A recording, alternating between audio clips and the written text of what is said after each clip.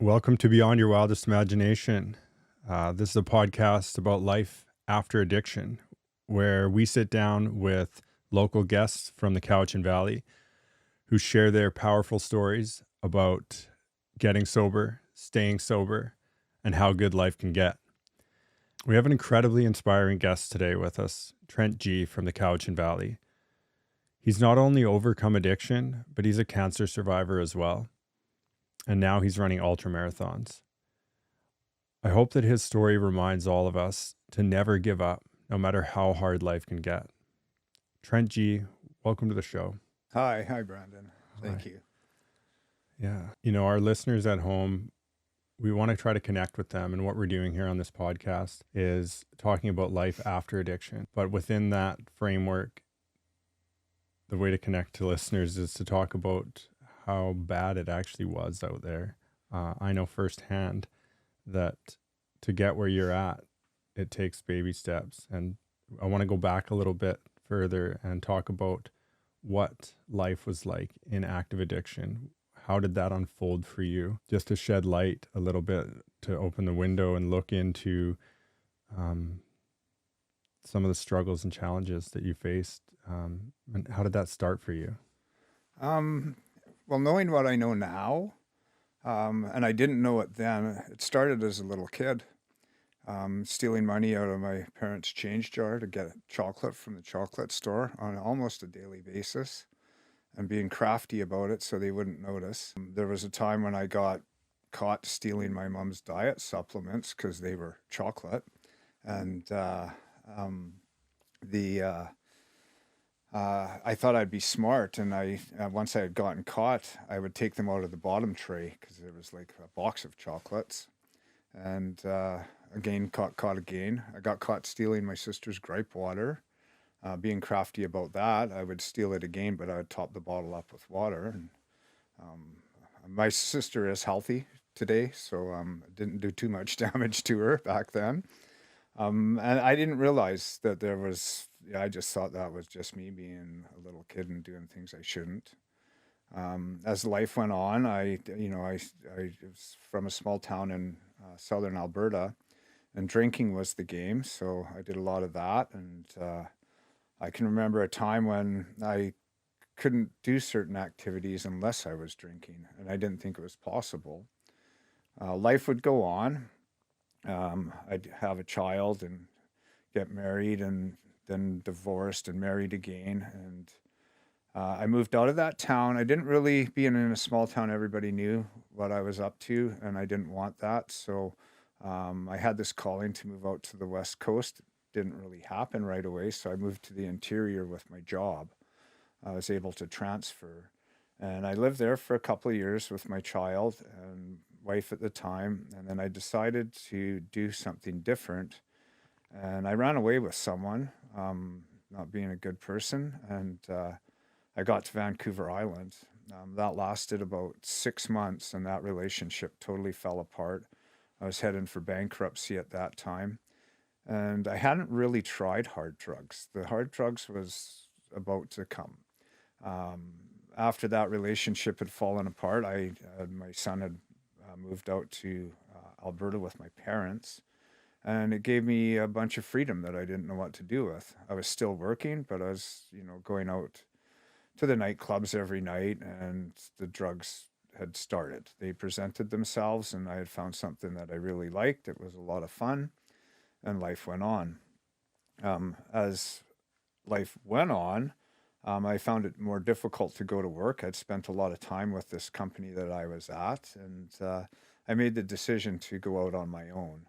And it seemed like all the time the drugs were becoming more and more, and I was finding myself getting high at work and things like that. So, after quitting, more freedom again. And I can remember one incidents where I was actually on the phone making a phone call to get more drugs when I realized that I shouldn't be spending the money that I was spending. And I'd often see my rent money go away, or money that I needed for something else, and then scrambling later on to try and make up for it. Justifying my decisions and rationalizing, life would get worse. When it got really bad, I'd lost my license for a year due to speeding tickets, because I was always in a rush to go places,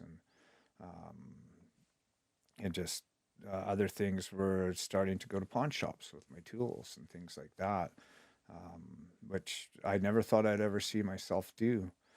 Living with people that I would have never considered even associating with, and I had a girlfriend in my height of my addiction when I was trying to clean up, and she had passed away, and that kind of threw me over the edge, and that's when things got incredibly bad. Stepping back a bit, when I had gotten to Vancouver Island and that relationship had fallen apart, I was actually directed to a 12-step meeting that was for supporting those who loved people with addiction problems or alcohol problems. And I went to those meetings, but I was never really, it wasn't right. And I still was, because she had a problem I didn't. Later on, when the drugs came to be a big part of my life, I was wondering, like, I knew I was in trouble. There was things that were just not happening for me that should be happening, and I couldn't stop. And I was doing things that I didn't want to do. And I was working in one of the local stores, and a friend of mine came in, and he was actually in tears. And I asked him, I said, "What's going on?" He says, "Well, if I don't quit using and doing drugs, my girlfriend says that I got to get out." And he said, "I went to this 12-step meeting for drugs, and my friend that took me won't answer the phone now." And I looked at him and I said, "When's the meeting?" He says, "Well, it's tomorrow at 7:00. I said, "Well, I'll go with you." And I went seriously to support him, thinking that, maybe I could get some ideas on how I could stop in that. And I went to that meeting. It was like a little over 20 years ago. And in my mind said that I should feel sad for these people, because they had to abstain from all drugs, all mind-altering substances. And I went, "Oh, that's terrible. I just want to stop doing this one. All the other ones I can manage." And that really didn't work for me. I wouldn't go to those meetings very often. Usually if I got out of jail, or dumped by someone I liked, or, maybe to show my parents that I was actually doing better. And so not very often, a handful of those meetings. And I guess, about 11 or 12 years ago, things gotten really bad. Like I had said, the pawn shops, the bad decisions, living with people that I wouldn't even consider associating with. And a friend of mine took me and sat me down and said, "Trent, you've lost your license. You've lost this. You don't have a vehicle." And I'm like, "I don't need a license. I can live without one." And I don't, I'm rationalizing and justifying. And he talked me into going to a treatment center. And he actually made it sound like I'd be going to the Betty Ford Center or the Eric Clapton Institute, matching coveralls, sit around and read books and stuff like that and get fed good. And so I went. I had to do something, or I was going to end up dead. And I got to where this treatment center was, and it was in a cul-de-sac. And the taxi driver says, "Here we are." And I looked and I said, "Where are we?" And he said, "Well, that's the address there." I said, "That can't be the address." And as we were sitting there, a bunch of people came out the door, and I looked at them and I went, "Oh yeah, that's the address." I could tell just from the looks of them that was the treatment center. I had started going to the 12-step meetings, but I was also living with people that were in active addiction, and that just didn't go hand in hand.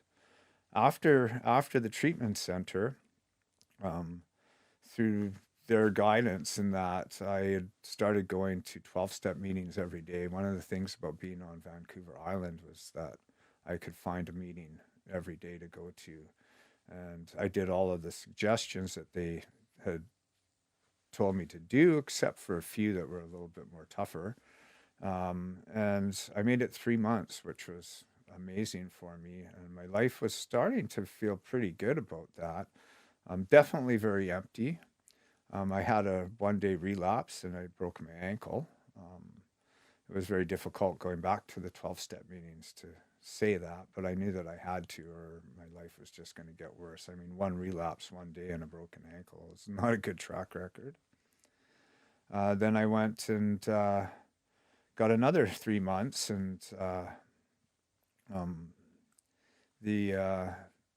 had doing more suggestions, and then finally it was like getting a sponsor and working the steps at that 12-step meeting that it actually started to catch. I mean, one of the incidents prior to going to the treatment center too was that I thought I was doing good and I was going to the meetings, and I actually lied to get a 30-day key fob. Right. And the reason for that was my probation officer was also familiar with the 12-step programs. And I thought if I could put my keys on his desk, he would see the 30-day key fob, and I'd say, oh yeah, I'm doing quite well, Cecil. Everything's going great. And he would play along with my game. I mean, I felt like crap for lying about the key fob, but whatever, I'd get by. I'm working a program of honesty, and not being very honest doesn't work. That following weekend, I again had gotten locked up. And this was right after the friend had the discussion with me about going to the treatment center. So I went Monday morning to the probation office. I was sitting outside at 6:30. I had no idea what time they started. I had no idea which parking lot he would pull in. So I went from the back of the building to the front of the building. And he showed up for work, and I looked at him and I said, Cecil, that treatment center you had talked about that I said I didn't want to go to, I says, I think I better go. I got locked up on the weekend and I've been lying. And he made the arrangements, or he made a phone call, and then he gave me the number and said, the rest is up to you. And I phoned the next day, and I guess that was the start of my recovery. And recovery from there for me was going to the meetings, the couple of relapses. After the last relapse, I had cut ties with everybody, had to do all the changes, which was change everything. I mean, I didn't geographically relocate. There was some places like I wouldn't go to anymore. I don't go to nightclubs and stuff like that. It's like, going to the barber shop and not getting a haircut. You don't go to listen to the conversations. Eventually you'll get a haircut if you're there long enough. And I just moving forward with that, I started to be get into service with the 12-step groups, and I did detox panels, and I'd go to the camp outs and things like that. And yeah, pretty much just kind of moved on from there. So kind of got me to where I am today. I mean, there was some ups and downs. It definitely wasn't all rosy, like we had mentioned about I had cancer. Yeah, I think it's really important to talk about your recovery and how you didn't give up, and how I think shedding light to the listeners out there, anybody who's struggling in addiction, that your time's not lost when you go in, and you talked about the relapse or the relapses that you had, and how hard that was for you going back in and showing up and telling the truth again. And I know that gut-wrenching feeling. It's a walk of shame, and it's really challenging to go back and pick yourself up again. And I kind of want to break the stigma around that to let people know that going back it's not a new beginning. It's you've started your journey. It's just part of the path. And I think your story is a testament to that. I think it's really valuable for you to share that, how challenging that was for you, but also that your journey was a process. You touched on your cancer and how that impacted you. And that was, again, part of your process. And I think that when you get a cancer diagnosis, no matter who you are, it changes your life that day in some shape or form. And what it sounds like to me is that you chose to do something about that. What what did you do for your recovery Hmm. for cancer? What prompted you to make changes in your life? What was that like for you? Um, what did I do for the recovery from cancer? The biggest thing that rings through to me was a question that I had asked my radiologist. And I had gone in and I said, things aren't going very well for me. I had talked to a lot of people and they had a lot of negative stories, and I was kind of down in the dumps. Also, prior to the diagnosis, I had been at one of the 12-step campouts, and there was a couple there, and the husband had just gotten out of his treatments for throat cancer. And it was around the campfire, and they were the guest speakers, and they had a talk, and he sadly did not make it. So that weighed heavy on my mind, as well as a lot of the other stories. And I asked my radiologist, um, like, who's your oldest patient and how old is he? And she said, oh, this Jim guy, and he's like 94 years old. I believe he runs marathons, and I think he still runs. I'd have to check on that to be sure. And that stuck in my head. The other one was a book that was given to me that is said in there when you're going through chemo and that to be as active as you can, get people to take you out and walk. And the reasons for that is that it helps the chemotherapy work, and it also helps it leave your body. And when you're going through chemotherapy, having it leave your body is instrumental because it's one of the worst feelings and sensations ever. So I tried to be as active as I could, and I remained active after that. I think it was the 4-month mark, I went into a doctor's appointment, and he looked at me and he said, Mr. Goodwin, you've gained 7 pounds and you've lost it. What's going on? And the first thing that went through my mind is he thinks I'm a drug addict again and relapsing, and I'm going to lose the good treatment. Now, when I got diagnosed, all of my appointments, because my family doctor by this time I was honest with and knew I was a drug addict, he went to bat for me, and I got through all the appointments really, really quickly. They all happened really, really fast. I mean, I had the initial doctor's appointment. I had an ultrasound within probably an hour of that, and I was quite amazed. But now my brain's going blank. Sorry. That's okay. Yeah. So you spoke about reading these books and getting inspired from this Yeah. 95-year-old man, I Yeah, believe, yeah. and what he was doing, and he was very active, and that inspired you. And what shape or form did that take on for you? Yeah. Well, that's kind of where it had started, and then I had gone to this doctor's appointment where he had commented on the weight loss, and I'm thinking, oh, he thinks that I'm going to relapse, and they're just going to throw me to the street because I'm not, doing what I should be doing as a patient. And he says, well, what have you been doing that you've lost this weight? And I said, well, I've been hiking. And he looked at me kind of strange, and I'm like, okay, he doesn't even believe me. I says, well, I've hiked up this mountain and this mountain and this one and this one. And there was like 4 or 5. I mean, the first one was like 2 weeks after the radiation. I'd gone out to see my mom, and I hiked up the ski hill. I didn't even make it. It was too hot. I ran out of water and I went down. And then a couple days later, I'd hiked up with my son. That is a moment I'll never forget, the conversation that we had 3/4 of the way up the mountain, hiding under a rock to get out of the rain. Anyways, back to the doctor, he kind of kicks his chair back and he starts laughing. I'm like, okay, this is getting strange. Like, why is he laughing at me? And he says, Mr. Goodwin, this is pretty amazing. And I'm like, what's amazing about it?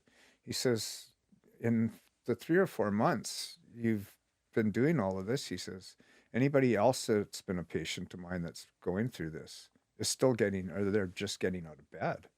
And I kind of went, whew, that's cool. Okay, I'll take that one. The running part came when I'd gone back to visit my mom because my son worked shift work. I went into the local running store that I had bought a pair of sandals and a pair of hiking boots the summer before. Getting cleaned up, I was starting to hike and get my family back in my life. And, I'd had all of these adventures planned, and had a problem with my back. That was actually how I discovered the cancer was to go through the process of neck surgery, which never has happened. Had you done any hiking previous to this, or you were just inspired to hike up mountains because of your cancer? I did hike before, not like I do now or anything even compared to what I do now. But it was just the matter of getting out and being active, Yeah. and going home to see my mom. It's in the Rocky Mountains, so I went into the hiking store, and I asked him. I says, because my son working shift work, I was too sick to be going into the woods by myself. I asked if there's any local hiking groups, because I figured the running shoe store or the hiking store would know. And a girl popped her head around the corner of the aisle and said, "I don't work here, but we have a group that goes on Thursday, and you're more than welcome to come." And she was a young woman. Her name was Kayla. And I went on that group. It was a Thursday evening. And in the process of doing that, she was talking, and I was eavesdropping at this time too. She was talking about her weekend, and she had gone on a trail run. And I went, "Trail run? What's that?" And I looked at her and I said, "So when you go on a trail run, what do you wear on your feet? Like hiking boots or running shoes?" And she said, "Trail runners." And I felt really, really dumb. So I didn't ask any more questions. And I went back to the running shoe store the next day and I said, "Where's your trail runner section?" And I bought my first pair of trail runners. Nice. And the trail running pretty much kind of started right around that point. I wasn't in any condition to run, but We will talk about the ultra runs and the progression of how you transferred into that. But before we jump to that, I'd like to talk about something that you mentioned. You said that you hiked up a mountain with your son, and how much that meant to you. And if you're okay with it, I'd like to hear, what did that mean to you? What was that like, that connection? well, my son and I, this is my son that moved to my parents' place when I chose to move to Vancouver Island. And there was some animosity in that. And I wasn't really, felt like a good parent, and I don't think I was a good parent at the time. And I have another son as well, which we've bonded more because he's local. Again, I'm not a good parent there either at the time. But what had happened was the three of us went on some hikes in my first year of recovery. And that was like, they didn't want me in their lives. I was a mess and unreliable and just kind of not a good person. And I was getting into trouble. So, the mother of the youngest kid didn't want me around at all because of the bad influence.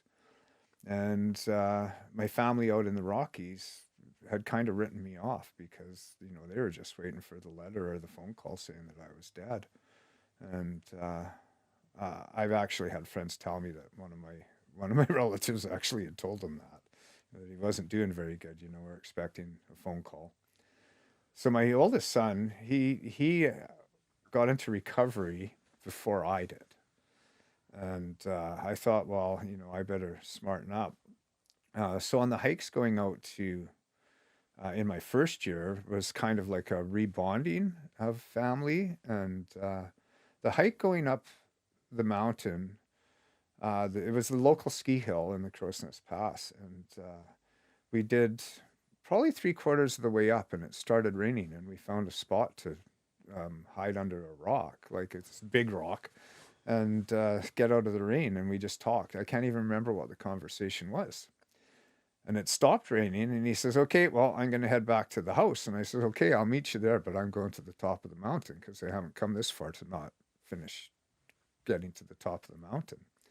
And he says, "Oh, okay." So we went up to the top, and I don't know why that rings so prevalent in my brain, but it was like a father-son moment. Maybe some forgiveness or something happened. I don't know. But him and I have a really good relationship, as I do with both my sons and my stepdaughter as well. My stepdaughter had absolutely nothing to do with me. I had never met my granddaughter until my 1 year clean, and that was the first time she came to my 1 year clean cake. So that was pretty cool. And we associate now. I actually get to pick her up and drop her off at school sometimes and things like that. She's 10 now. Yeah, it was, you know, that 1 year cake, there's just two things that happened, and that was the special one. And the other one that wasn't special was one of the girls that I had met in early recovery at one of the campouts had relapsed. And she actually came and was coloring with my daughter on the floor. And it would be pretty much 4 weeks later, I got the phone call. I was actually walking into a 12-step meeting, and I had got the phone call that she had passed away because she relapsed and didn't make it. Oh, That's one of the things I know of being a little bit older, in that I have a lot of friends and they're just not alive anymore, which is sad. I think that's the real truth. That's what's happening here is, you know, it's really important to show what can happen when you create connection by taking little steps in your own recovery, and the connection you had with your family and your son, and how that can be cultivated again, and that can be beautiful. And there is also the other side of things that, you know, this drug epidemic that we're in is also killing people. Well, there's no doubt about that. Yeah, like every day. Yeah, I myself have lost a brother and some friends, and I'm sorry to hear that. yeah, it's I think that's part of the reason we're doing this podcast, and for you to come and share your story, it's really impactful. I'd like to hear a little bit more now about your journey through the baby steps that you were taking up. You know, maybe they weren't baby steps, the small steps that you were taking, one foot in front of the other. You know, that's something that we can attest to in our recovery journey, but also in life. And you in particular have used that to start hiking up hills and mountains and getting back into your family and being accepted in the community. And I'd love to hear more about how that turned into ultra running for you. Well, the recovery portion of it was definitely small steps. I knew that there was these 12-step meetings that seemed to work for people. I had seen it. I felt bad for them that they couldn't do any drugs a long time ago. And then I thought, well, if they can do it, then I can do it. And I thought it would be easy in the beginning, and it wasn't. They have all of these suggestions. They don't tell you that you have to do anything. They just suggest it. And I would slowly work these suggestions, and it still wasn't really working in the beginning. I think one of the things that the first portion of it is becoming honest. You have to be honest with yourself. You know, okay, I have a problem. I knew I had a problem, and what is there to do about it? And then, you know, the open-mindedness that comes with the struggle. Like, okay, I don't know what I'm doing. I can't seem to get this to work. What do I do next? And then it's presented, especially if you have a support group. So, you know, moving forward, I would do a little bit of this and a little bit of that, and it would be baby steps to where I actually, you know, ended up in the treatment center. That happened fairly quickly. And then after that, I had a foundation of something to build on. And I had become, you know, more open-minded, more willing to try these things that were recovery related. And I kind of submersed myself in it. I still, even to this day, I still do the 12-step meetings, like 1 or 2 a week. And I guess for me now, it's more about helping others than it was back then, where I was needing the help. And building new associations with people that are not using and have found a new way to live. That's actually one of the sayings in the group. I think that those baby steps are really important, and you know that is in the 12-step program. It's Yeah. just for today, right? And so Yeah, just yeah, focusing on yeah. One day at a one day at a time. time, Yeah, one moment at a time, yeah. one step at a time. Especially in the beginning, because my mind was still, um, they say you'll lose the desire, you'll quit doing drugs, lose the desire to do drugs, and find a new way to live. Well, the first step is to quit, and that happens in a moment. Staying quit is a different thing. So losing the desire comes with time, and it's probably over the course of a year, losing that desire, maybe a little longer than that even. It took a lot of those meetings and a lot of being focused on going to meetings, for me anyways. I mean, some people can put focus into other things. Speaking of which, it sounds like you've actually put your focus into external exercise, hiking up mountains. And how did that transition for you into, you said you got a pair of trail running shoes. Yeah. And how did that help you in your recovery? Yeah. Well, the trail running, that was to stay physically fit. So I didn't want to get the cancer again. I didn't want to go through that again. And it started a little bit at a time because I couldn't run maybe more than not even a block, and I was out of wind. And I built on that. I can remember running around the local quarry when you were allowed on the property. It was a 2-kilometer lap, and I was trying to get my kilometers up and my time down to, something that was, yeah, because when you start doing something every day is a new achievement, and you feel good about yourself. All right, I just made 2 laps in a row without walking, and things like that. I went to a Halloween dance, and one of the girls from the 12-step group in Nanaimo said, "Hey, I took up running." And I'm like, "Oh, how far can you run?" She said, "I'm up to like 8 kilometers. I didn't ask her how far. She says, "I can run up like just about 10 kilometers now." And I'm like, "Oh, I can only run like about 5 or 6. So I went back, and that was fuel for my fire to focus on it. And a very long time ago, I raced mountain bikes competitively. And so I had this itch for the competition of it. And I talked my youngest kid's mom into entering a trail run with me. And she says, "Yeah, let's do this." And we never did. And then the following couple of weeks later, I talked her into doing it again, and we registered, and we never went. And then I went, okay, I'm going to do this on my own. And I heard that there was a fun run in Parksville. It was like 8 kilometers. And I thought fun run was good. I thought eventually I'd like to get up to where I could do the Terry Fox run. And I went home to look up this race in Parksville, and I had found the Stewart Mountain Challenge in Thetis Lake. And I thought, whoa, this is this weekend, and it's only 18 kilometers. It's closer than Parksville. And this was an eye opener for me. So I registered, and I was like last minute even being able to register. And I looked at the results from the previous year, and they're like, "Oh, the leaders are running 6-minute kilometers." And I went, maybe I have a gift.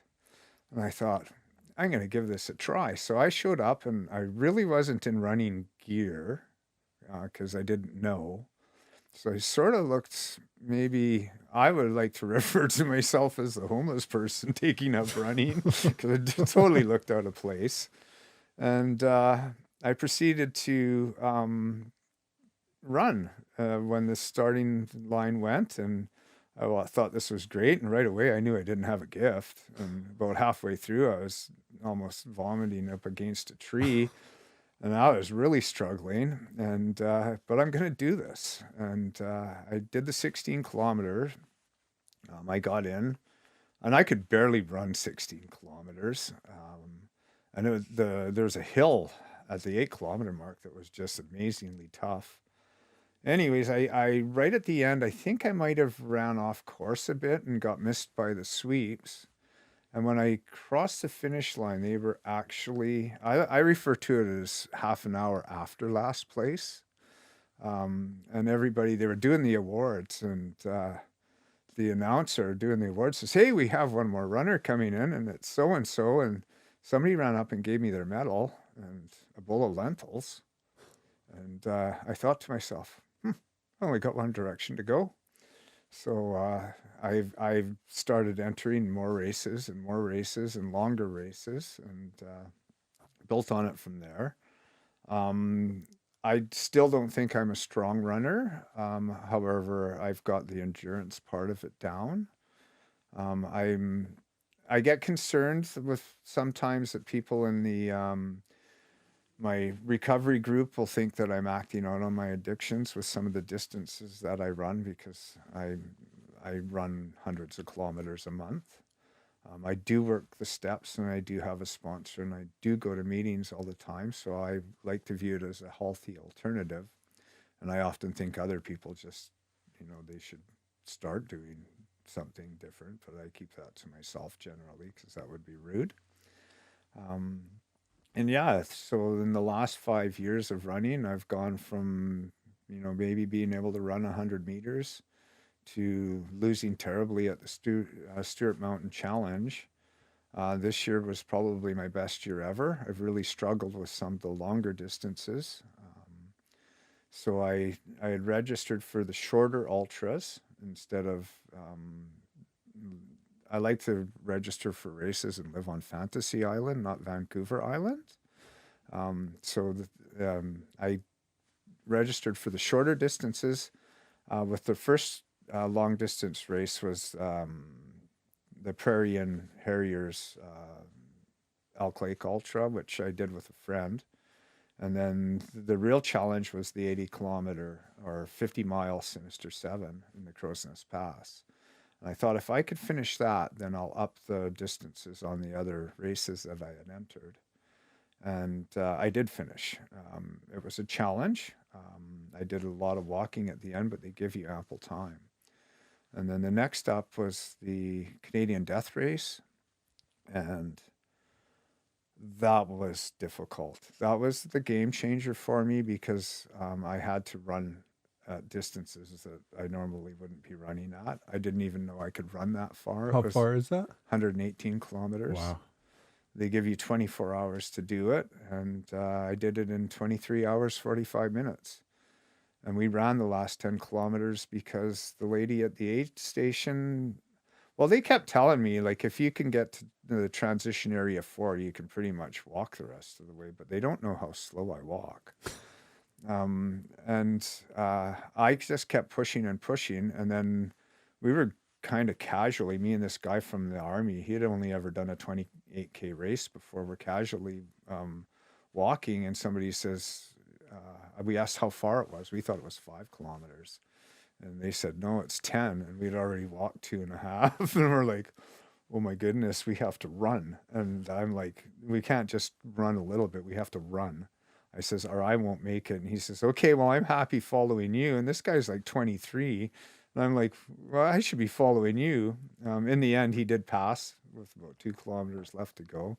And we picked up 5 other runners along the way going, hey guys, if we don't hustle, we're not going to make it. And kind of went in as a group, which was kind of cool.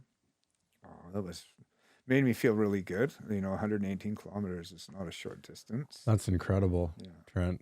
It sounds to me like you just never gave up, and you kept putting one foot in front of the other, which is pretty much your story from start to finish. Yeah. And I did also the Canadian National Championship track run earlier in the year. I didn't have a good race, but I was third male, which was kind of a bit of a boost for me. And I went on from that to do the Black Spur Ultra, which was 2 laps of 54 kilometers, so 108 kilometers grand total. And I got my very first place in the veterans category. Well, congratulations. I'll take that one. That was a big boost for me. I kind of got a little bit hurt on that one. Ended up in an air cast with some tendon issues, but that was gone in like a week to 10 days. And then I was able to do the Dream Nation Apparel's 24-hour track run in Duncan a week ago, and my body seemed to work good with that. I actually had 100 kilometers in at the 17-hour mark, and I sat in the chair and I had a nap. So my grand total ended up being 109 kilometers or 107 kilometers, something like that. Well, you don't look like you were on that last week. No, that's the other thing too with the running. My recovery is really quick for some strange reason. So I've been running again since Wednesday. The last 2 years, there's been a bigger focus on swimming because I'd like to do the triathlon. Cycling, that's a story in itself too. Right after the cancer treatment, somebody gave me a pedal bike. It was too big for me. And within 3 months, I was on the Great Trail and rode across the province of BC. It took me, I think, 12 days, and it was 1,000 kilometers. Wow, you just snuck that in there. Yeah, I totally kind of gapped and forgot about that one on the being active. That's something that I've always wanted to do, and it's still a plan. I would love to ride the Great Trail across Canada. I haven't quite figured out when, maybe a couple of years from now. Just take a break from running and do something different for a summer. I have no doubt that you'll do it. Yeah, I hope so. Yeah. Wow, what a journey you've been on. I think it's incredible what you've done and what you're doing now. I'm interested, how many ultras have you done, would you say? I have no idea. I'm done 6 this year. 6 this year? This year, yeah. Well, I've done the Finlayson Arm one here, local too. Oh yeah, that was after the Black Spur Ultra. I raced that one myself. Yeah, and that's definitely a challenging one. There's a lot of elevation, a lot of technical stuff, and a little bit of running. Yeah. That's a tough one, for sure. And they make you go through the water at the beginning. Yeah, too. yeah, You right get at your the feet beginning, soaking wet. Yeah.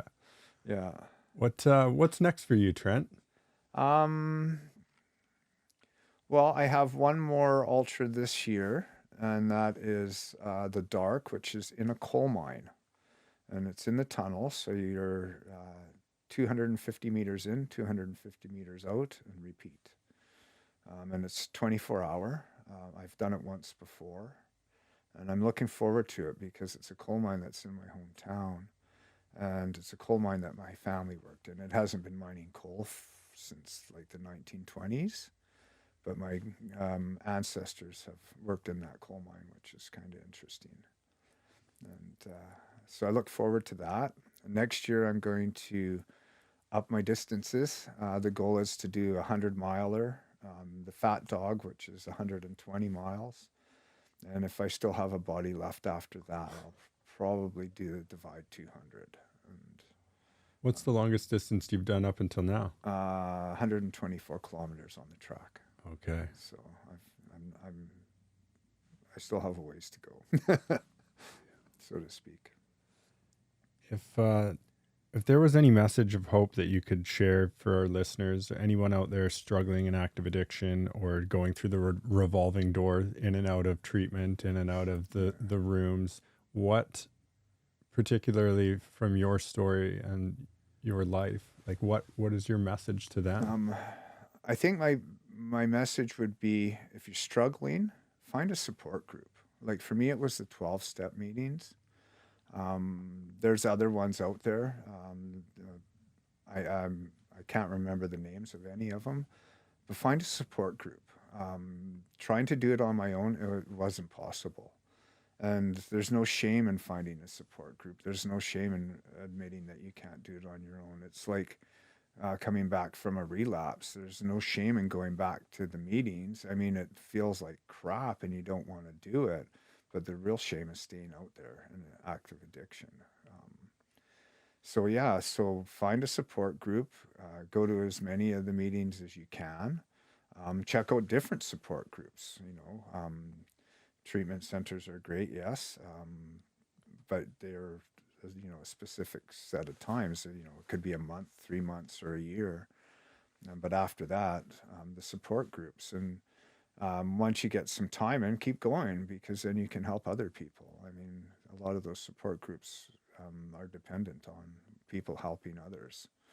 And, having an open mind, somehow becoming honest and getting that open mind so that you can actually be receptive to new ideas and change everything. My favorite one is Shrek and Donkey when he says, "Change is good, Donkey. Change is good." I mean, for me, the biggest thing that I say is we all know where active addiction leads, but nobody knows where the adventure of recovery will take them. That's beautiful. That's just the way it is. Yeah. And I think that's a really important message. I think that anybody that's struggling is out there, they're having a really hard time and they don't know how to get from point A to point B. But hopefully your story today has shed light on that it just takes one baby step after another and to never give up, because I see that that's what you've done in your life, Trent. You just, at every turn, you just never give up. Don't give up. Yeah, don't. One step at a time, one day at a time, 1 hour at a time, a minute at a time, if that's what it takes. Yeah. And finding a support group for me was instrumental. I couldn't do it on my own. I couldn't do it on my own, so I couldn't imagine what it would be like doing it on my own. Yeah, I don't know. It's definitely changed my life, and it's given me a life worth living. There's no doubt about that. Like I said, I know where addiction was taking me, and it wasn't a very pretty place. Yeah. Well, thank you so much for being on the show today and sharing your story, your life story with us. I think it's going to help a lot of people. I hope so. If even one person, if it helps even one person, that's worthwhile. That's why we're doing this. Thanks Awesome. again, Trent. Thank really you. appreciate it. Thank you.